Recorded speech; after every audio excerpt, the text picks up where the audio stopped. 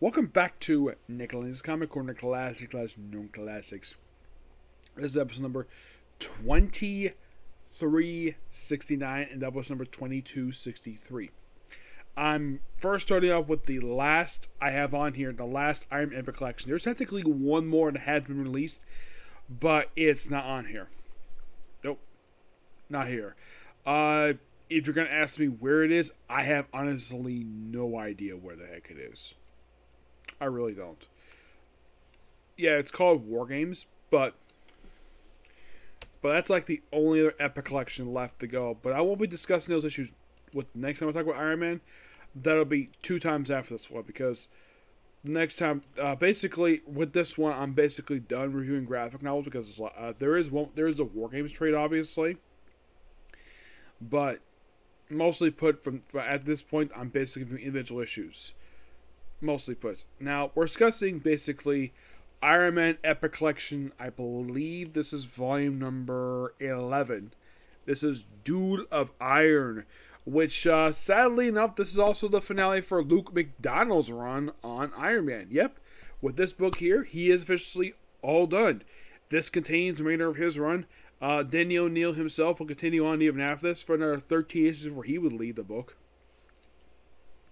First, we start with the annual number 6, which does feature the Eternals, but they're not primary characters in this book. Mostly put, it just Rhodey versus a bunch of deviants. Oh, wait, Peter Giles writes his annual. Yep. Oh, I forgot to mention who does some. Let's have Daniel O'Neil doing writing here. We all see writing here by Peter Giles and Bob Harris. Don Perlin does some artwork here too.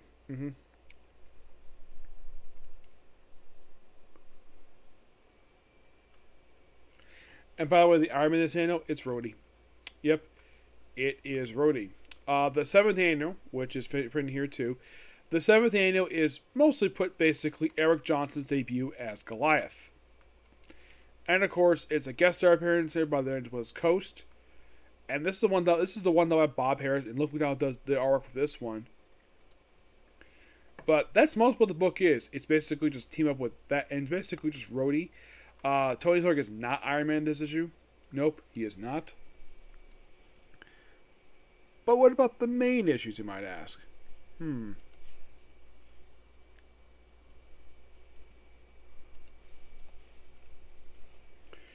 Let's find out.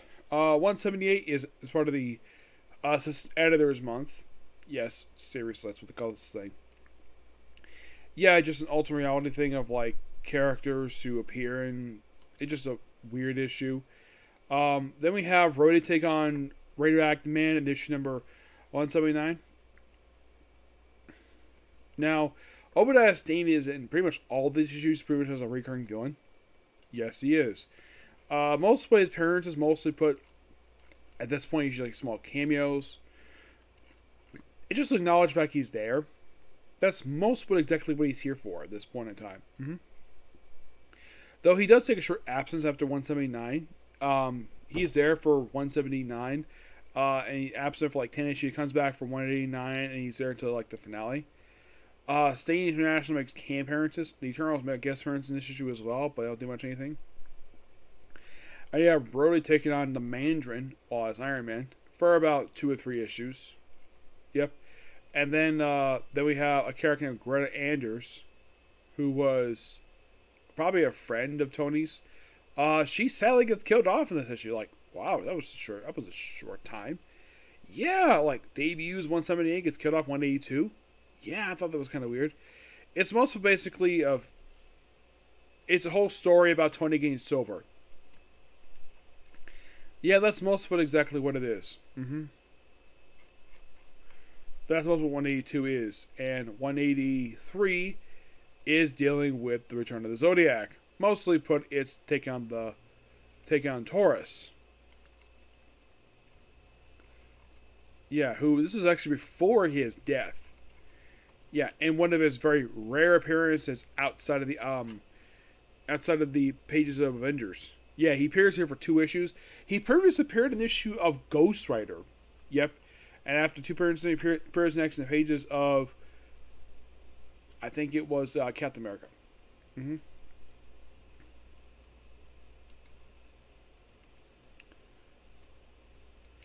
Yeah, and of course you have New.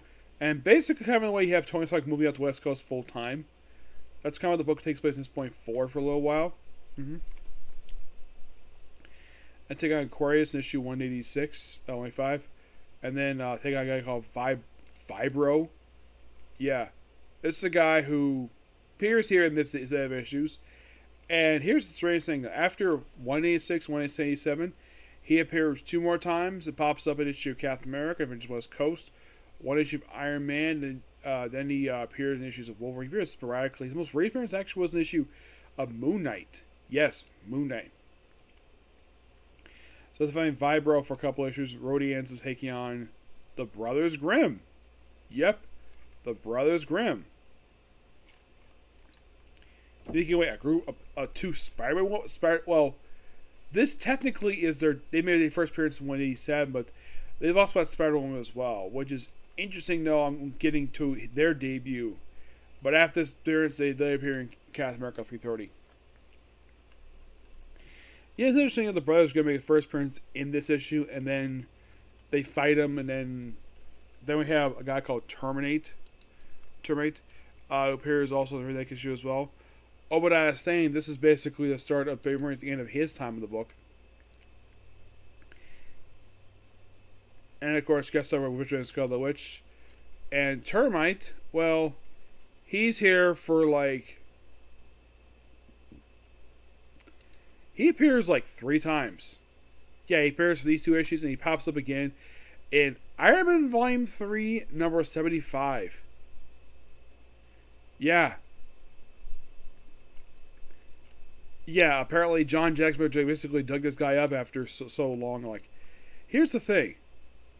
This was in 1984 when he last appeared, and he returned in 2003, roughly 19 years later. Though this is basically Tony Stark getting sober, and with 191, he puts on the Iron Man suit again. Yep, for the first time since issue 169, Tony Stark is Iron Man. And this is the beginning of the end of Obadiah Stane's time in the book. And this also is kind of the start of a storyline known as the Ironmonger story arc. Well, Obadiah is not in 191, but this is basically Tony Stark. He basically puts on the original suit again. They have Iron vs. Iron Man in issue 192. Vibro's here.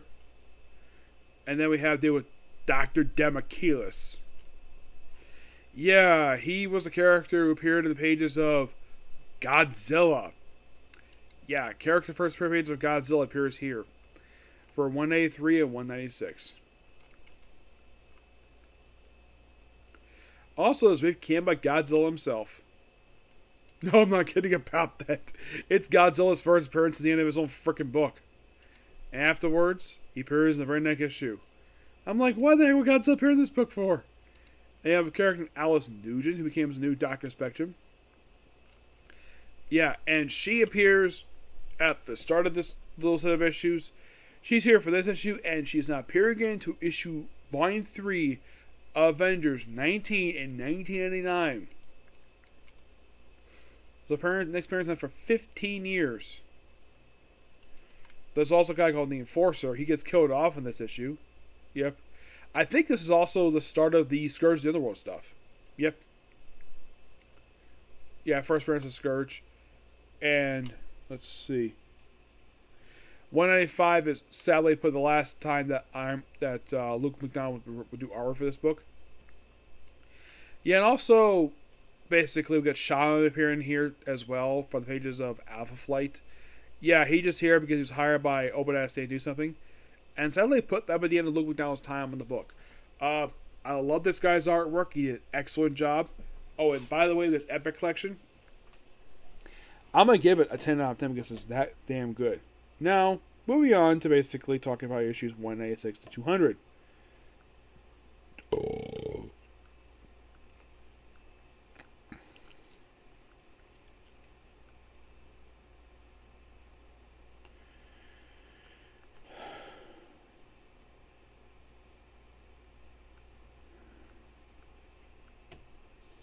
Sorry about this because this apparently decided to act really stupid.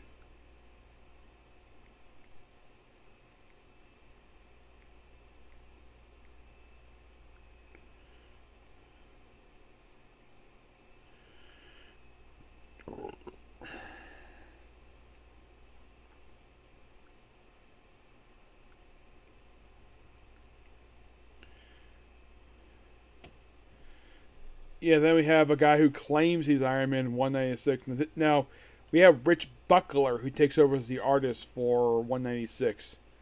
Who is this guy? It's Dr. DeMichelis. And also, another cameo by Godzilla. Yes, for some reason that I don't know why the heck this is. Apparently, Marvel thought big idea to include Godzilla in these issues. And this is just after the Godzilla book wrapped up. Here's in these 3 issues. An issue of Thing, The End of West Coast, and the first issue of Mighty Avengers. Yeah.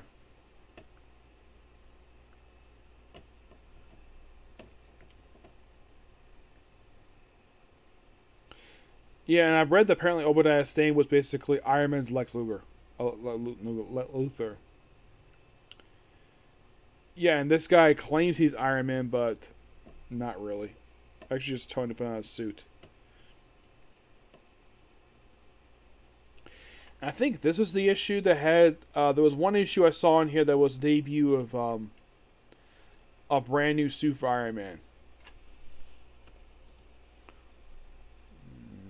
No, not that one. Aha. Okay, that happens a little later. So, yeah. So pretty much you have... And of course then we deal with Secret Wars 2 with 197.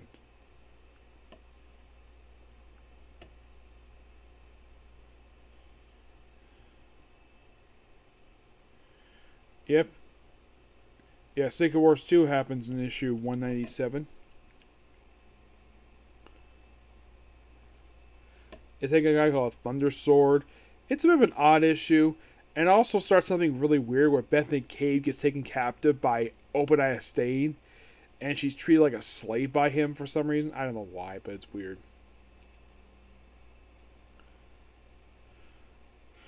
Yeah, and then of course basically that, well... Now, we're just basically just building up to the end of Obadiah Stane here. Yeah, and pretty much we're dealing with the new Iron Man issues. That's what these there is. They have Sal Bushman does issue 198. And we have Whitney Frost sharing a kiss with Obadiah Stane. And we get a flashback of Obadiah Stane's really bad childhood. So, yeah, this is kind of the way, we're going to build something more here. It's mostly basically continually building up the Ironmonger suit. Yeah, then we see Bethany Cabe here. Yep. And she has been brainwashed, and now basically she's treated as Obadiah Stane's woman. Yep. Bethany Cabe, woman who's not been seen since issue 150, around 150, that's the last time she was seen. And then we have in 199. Yeah, and also for some reason, apparently Danny O'Neill apparently just can keep an artist in this book for some reason. I'm not sure why, because first year Rich Buckler does 196. And he does 197 as well. But here's something real weird though. 198 is Sal Bushma. In 199, it's Herb Trample. And 200, which I'll talk about soon, it's Mark Bright. So in just 5 issues. Excuse me. Yeah, also the character Marley Irwin, who'd been there since 168. He sadly gets killed off in this issue. Yeah, after being there for quite a while, he does pop up again once. It's probably in a flashback. One of them must die. And we have Obadiah going out to Bobby Albergeist, who resigned when he took over the company.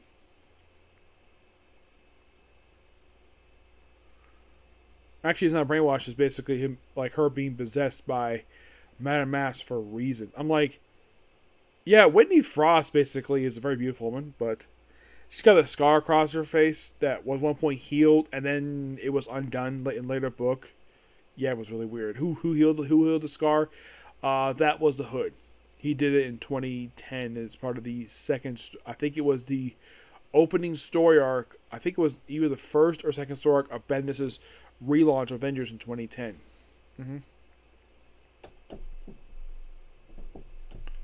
We have a dome get destroyed here. And then we want to see awesome day is Iron Man number 200, which has a debut of two things. Oh, come on, seriously. I don't know why it does that for.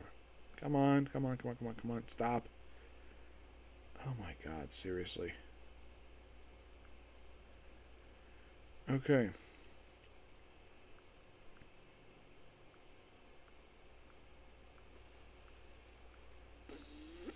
Okay, here we go. Oh, come on, stop it.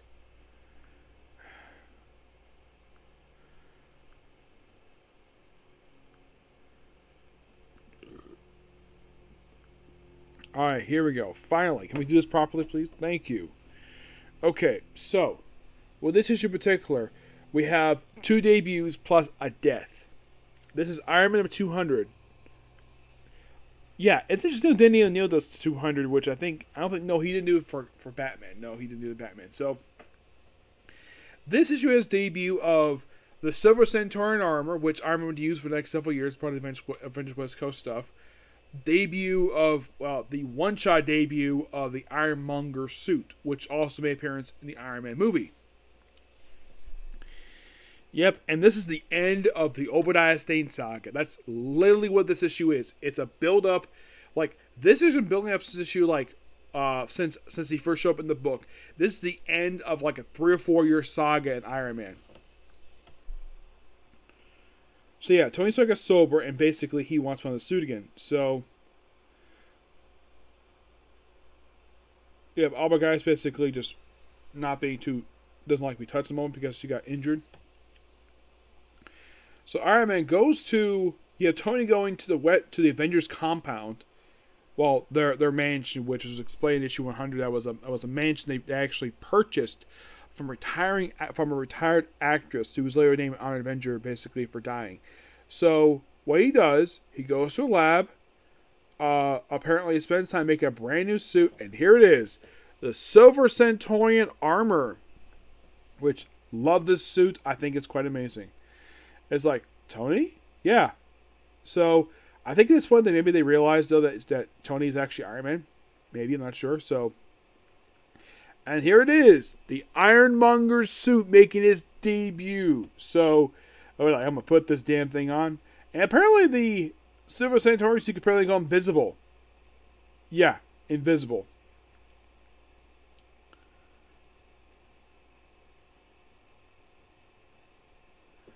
It's like, he's got a new armor. Like, what? And then we have Iron Man basically busting through his own office.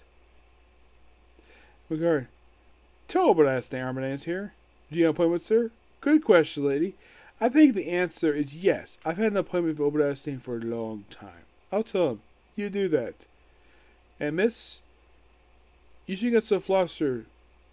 You could take lessons of a woman named Miss Obergeist. He what? Obadiah, what's wrong? It's true. Yes, it is. He got different armor.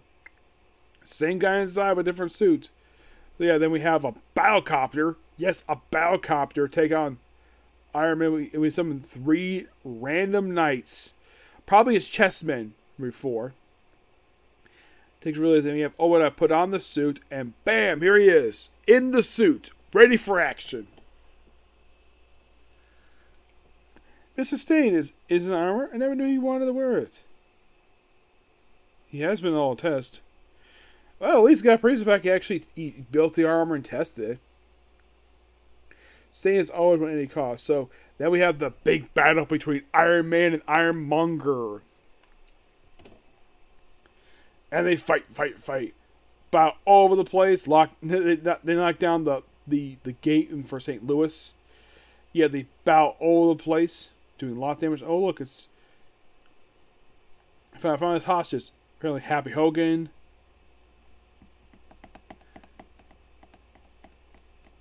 Miss Albergeist, apparently she's being hostage too.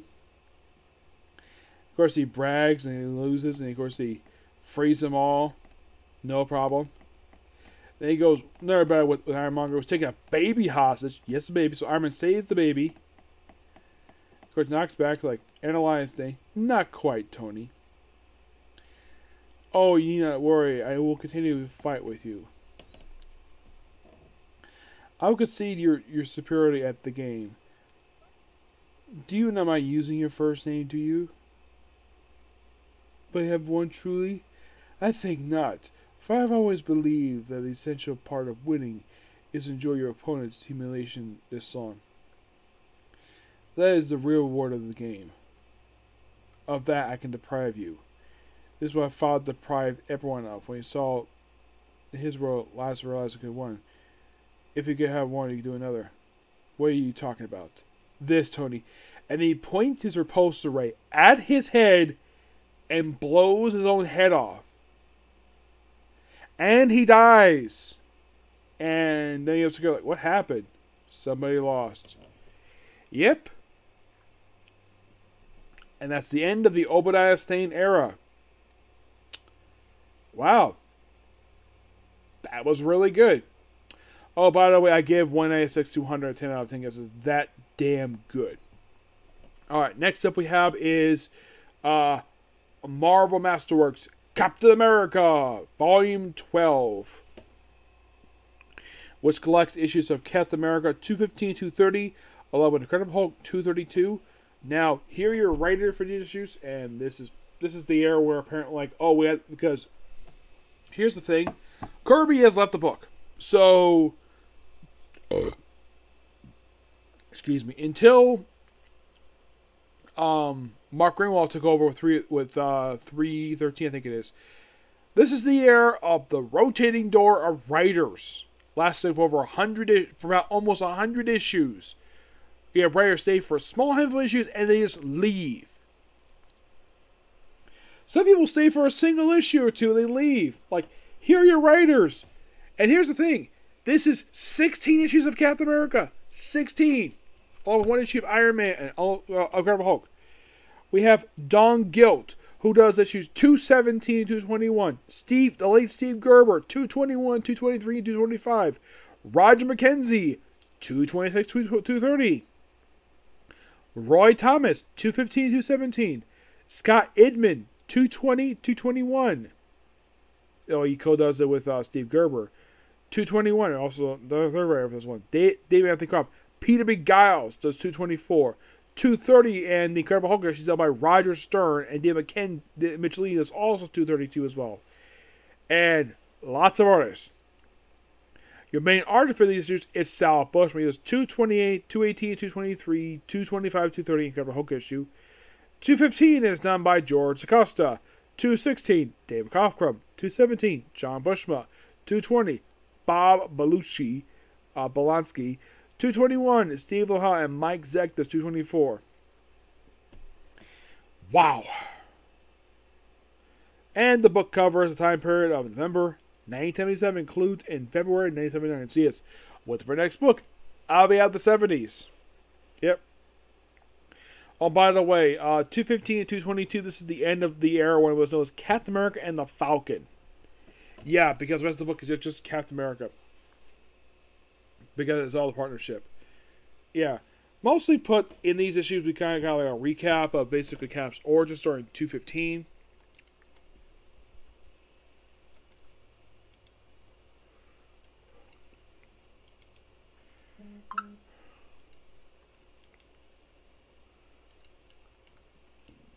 Yeah, I'm not sure why we have to tell, like, with brand new writing on Martin, we have to tell Cap's origin story in the opening issue.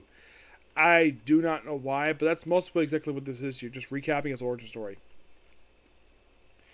216 is not here because it's a reprint. 217 basically is dealing with S.H.I.E.L.D.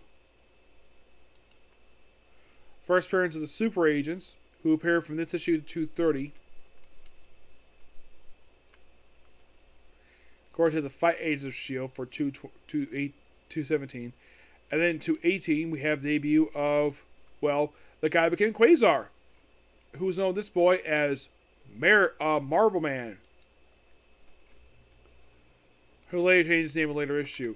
We also first appearance of Lyle Decker, who is the America Droid. Yeah, he's here for a small period of time. He doesn't make many appearances. No, he's only here from 218 to basically 221. He returns in 261 and 263. Pops in 350, 370, Captain America Legend, and 2 issues of Captain America Volume 6. Yeah, when Ed Brubaker writes the book where he gets destroyed. We have Vita. She is around also for a very short period of time. Yep. Yeah, she's here from 213. She debuted in 213. She was a Jack Kirby creation. And she's back here for 217 to basically 223. Skips 1 issue and makes her last appearance 225. And we also get appearance here by Iron Man.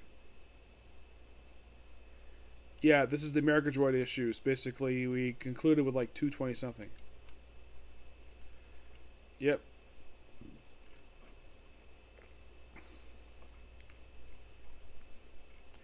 And we have a backup story basically where it takes place between Avengers 14 and 15. It's most of it focused on Rick Jones. And then 222, this was the last issue where it was called Captain America and Falcon. Though he was not in the issue itself. Not really. Then by 223, the book is no longer called Captain America and Falcon. And he fights the Corporation in issue 223. Then 224, he deals with, well, the Tarantula. Yes, in his, well, the original Tarantula.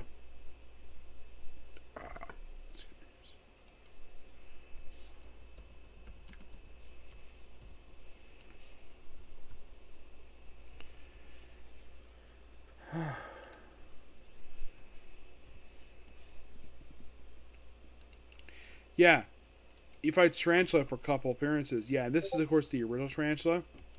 Yeah, and here's the thing, though. This was the only time period he appeared this one issue of this book, and then he popped up in Captain America, but went back to his memory afterwards. Oh. He also appears by Sidney Morotti, who's here for a few appearances. Pops up in this issue and 2 issues of Power Man Fist, and that's basically it. Then 225, we basically deal with the death of Vita, who gets killed off in the issue. Yeah, mostly we deal with the Corporation, which is a group that appeared in Deadly Hands of Kung Fu. And they're here for this issue, and they popped up at 213. They're here for a handful of issues. Yeah, and of course deal with himself Incredible Hulk as well. Yep. In 226, we see return of the Red Skull. Of course, Captain with Nick Fury for an issue. Yeah, Red Skull's back here for a few issues. Yep. And we also deal with the Constrictor, who actually first appeared back in issue of Incredible Hulk. Which they mentioned here, that was his previous appearance. Yep.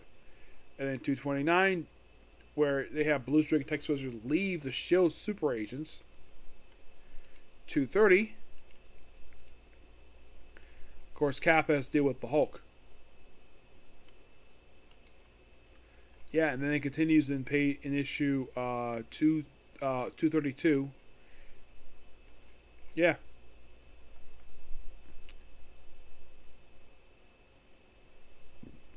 This is where Jim Wilson finds out that the Falcon is actually his uncle.